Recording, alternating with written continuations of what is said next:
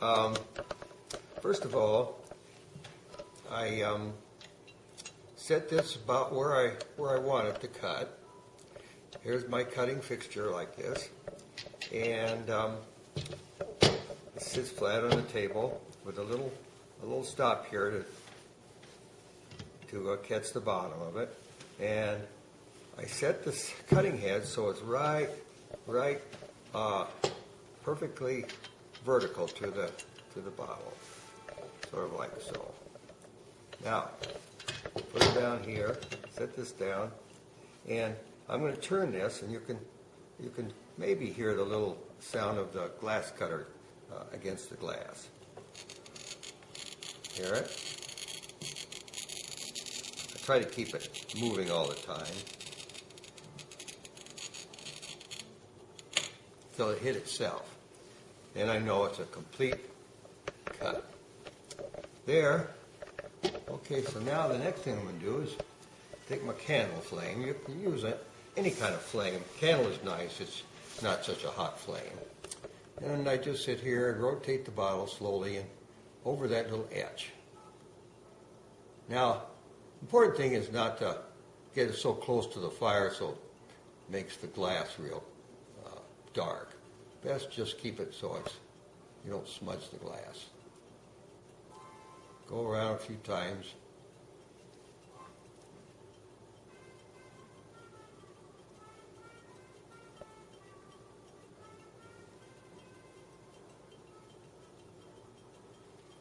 Some parts of the glass are thicker than others, and you can sort of tell that. We've been a couple times around, and I'll just keep going just a few more.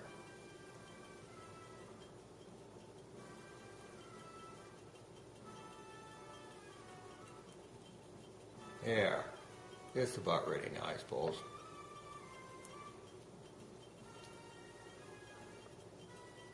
And what I've got on the side here is a couple of pieces of glass that I've got out of the ice box. And I'll just touch it in some spot there. Well, it's not quite ready to go yet, so no, not hot enough yet. So I have to keep on going on the flame until I get a crack forming. So let's get her going a little bit more.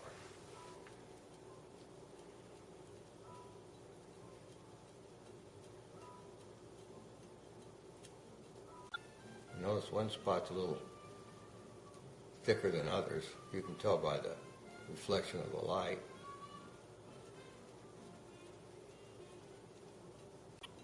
You can even use a small little torch, but they have to be really turned down. Those little propane torches. Let's see if she works now. Yeah, there she goes. I'm just wiping it around.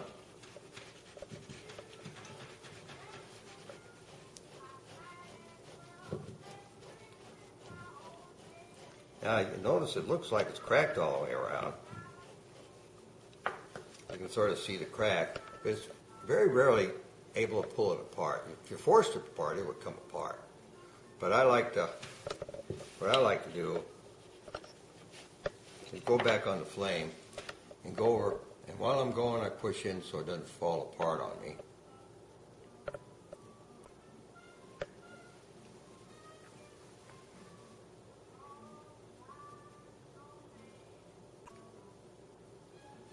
Now I hear little clicks sometimes.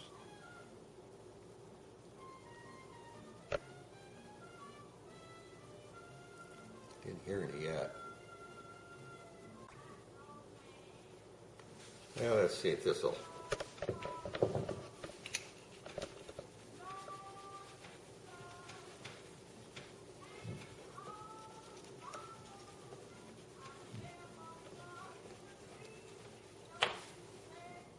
Okay, now she's about ready to come apart. Now it'll go.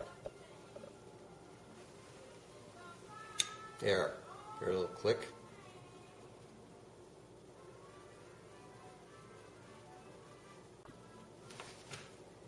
There you go.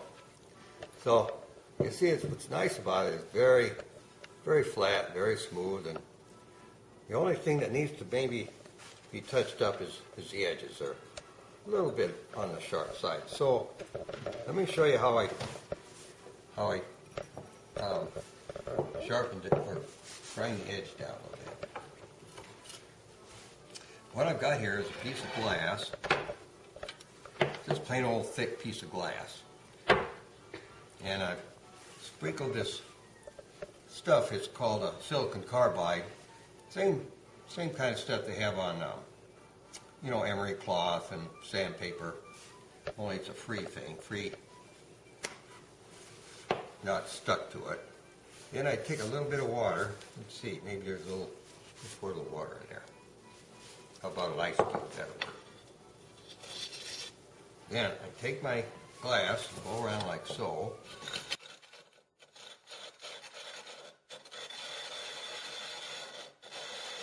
Makes a little bit of a noise.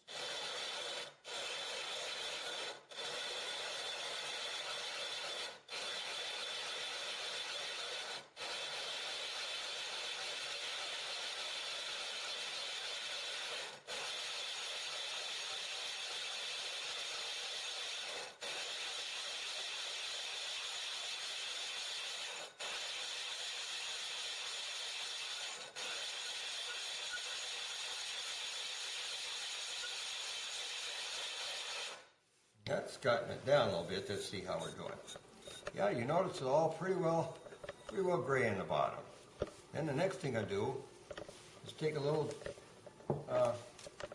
cloth, a silicon carbide cloth, and just go along the edges of it. Let's see if I can, maybe, well, I can.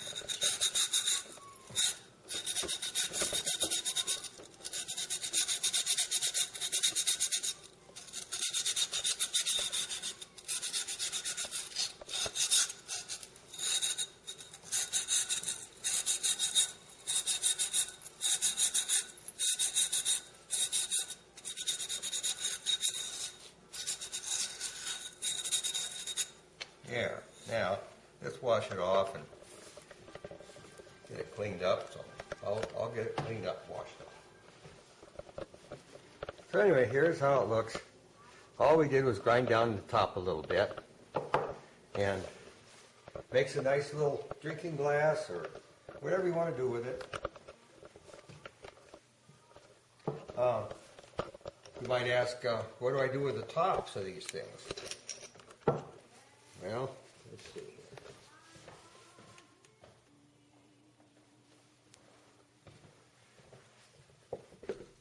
here.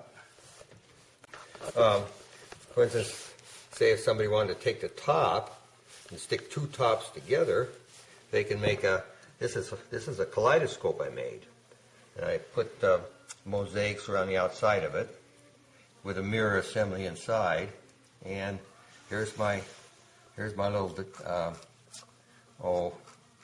got a fancy name for it, but it's got all the little gems that you look at, and I made that out of a bottle too, as a matter of fact. But that's just one way you could use the top.